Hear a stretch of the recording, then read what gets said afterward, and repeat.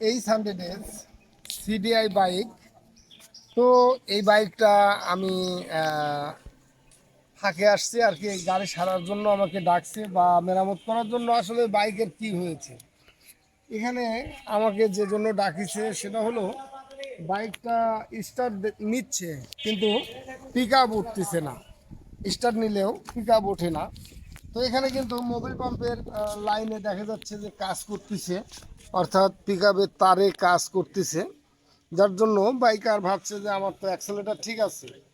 তো আসলে pick up না নেওয়ার যে কারণগুলো হয়ে থাকে সেগুলো জানার বিষয়।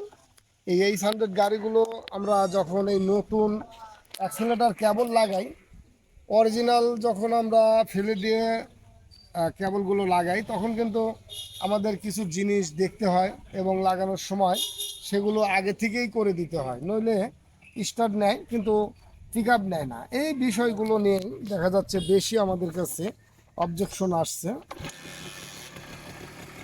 বাইক কিন্তু একদিকে স্টার্ট হয়ে গেল, একদিকে স্টার্ট কিন্তু একদম পিক আপে কাজ করতেছে না।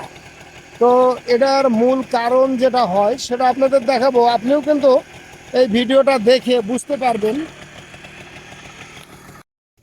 তো এই মতো অবস্থায় কিন্তু যদি আমরা গাড়ি নিয়ে যেতে চাই তাহলে রেস ভাড়া দিয়েও নিয়ে যাওয়া যাবে। আর এখানে দেখতে হবে কার্বোরেটর পিস্টনটা আসলে কাজ করছে কিনা, কার্বোরেটর পিস্টনটা খুলে গেছে কিনা। তো এখানে কিন্তু কার্বোরেটর পিস্টনের তারটা লাগানো আছে, কিন্তু আমরা দেখব হলো এইভাবে। এখানে কিন্তু আমি অ্যাক্সিলেটার টানতেছি কিন্তু শুধুমাত্র মোবিল পাম্পের তারটা কাজ করতেছে, অথচ এটার কিন্তু কাজ করতেছে না। তো এখানে কিন্তু অ্যাক্সেলেটার ঠিকই কাজ করতেছে, অর্থাৎ এখান থেকে তারটা যেটা গেছে এখানে আছে তিনটে লাইন। সেটা আমাদের দেখতে হবে যে এই জায়গায় যে তিনটা সংযোগ হয়েছে নিচের দুটো তারের সঙ্গে, এই সংযোগের মধ্যে যে মিলবন্ধন থাকে সেটা যদি ছুটে যায় তাহলেই কিন্তু এরকম হবে। তো আমরা পিস্টনটা আগে খুলে নেব এবং উপর থেকে আমরা অ্যাক্সেলেটার মুঠেটা খুলে দেব। তো আমরা অ্যাক্সেলটার মুঠে খুলে দিলাম। এখান থেকে আপনাদের খুলে নিতে হবে এই জন্যই, নিচে যখন তিনটে সংযোগ একসঙ্গে আছে এটা কাজ করার জন্য। এটা কিন্তু খুলেই গেছে, যেটা অ্যাক্সেলেটারের সঙ্গে কাজ করবে অর্থাৎ পিস্টন আপ ডাউন করাবে, এটা কিন্তু খুলে গেছে। তো এইভাবে এখান থেকে আমাদের খুলে নিতে হবে। তো এখানে যদিও বাধা আছে তারপরেও কিন্তু একটা তার ছুটে গেছে। এই জায়গায় তিনটে সংযোগের যে বিষয় রয়েছে,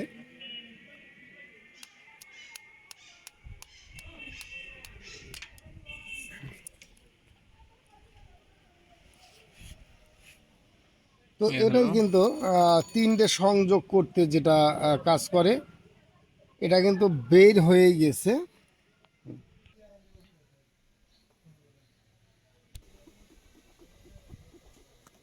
এটা একটু কাটে নিলাম, পরে কিন্তু এটা বেঁধে দেওয়া লাগবে যাতে খুলে না যায়। এই দিক দিয়ে আমরা একটা গ্রুপ করে নেব যাতে এটাকে সুন্দরভাবে বাইধে দেওয়া যায়। আমরা এখানে অন্য কিন্তু একটু দাগ করে নিচ্ছি যাতে এখানে তার দিয়ে বাঁধা যায়। পরবর্তীতে আমরা নতুন কেবল সেট লাগাই দেব।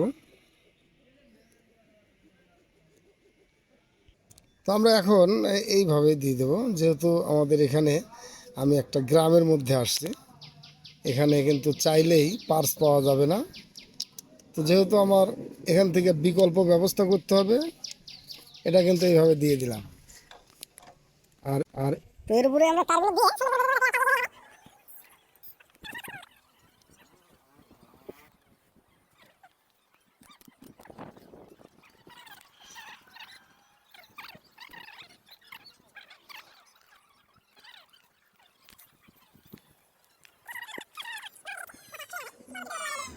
পরবর্তীতে নতুন লাগাই দিলেই হবে। এখন শুধুমাত্র অ্যাক্সিলেটারটা যাতে ভালোভাবে কাজ করতে পারে সেই জন্য এটুকু করে দিলাম।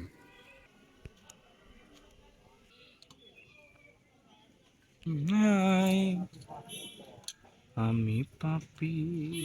তো আমরা উপরে সেট করে নিচ্ছি।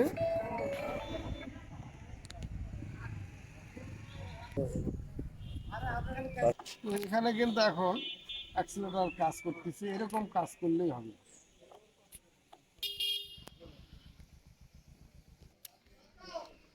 তো আমরা সেট করে দিচ্ছি এখানে। এটা কিন্তু পরবর্তীতে যে কার্বোরেটর লাগাইছে তাইওয়ান, এখানেও পিস্টনটা খেয়ে গেছে যদিও, তবুও বাইকটি ভালো চলে। তো এগুলো কিন্তু যদি ভালো মানের কার্বোরেটর হয় তখন কিন্তু আরও স্মুথভাবে অ্যাক্সিলেটার কাজ করে। তো এইভাবে লাগাবেন। এখানে কিন্তু লাগানোর একটা দিক দেখতে হবে। এটা হলো অ্যাক্সিলেটার মানে রেস বাড়ানোর জায়গা।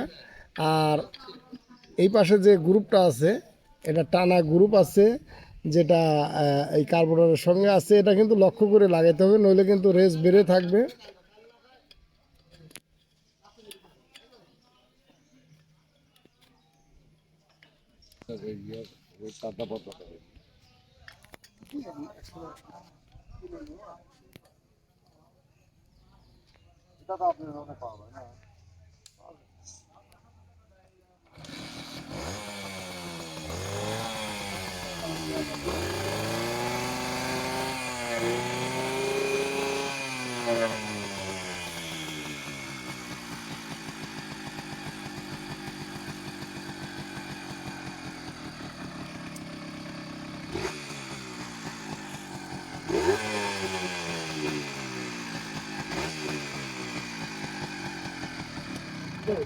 এরকম যদি অ্যাক্সেলেটারে কাজ না করে, তাহলে যদি এইভাবে কাজ করে দেন বা দেখেন, আসলে সব বাইকের তো একরকম হয় না।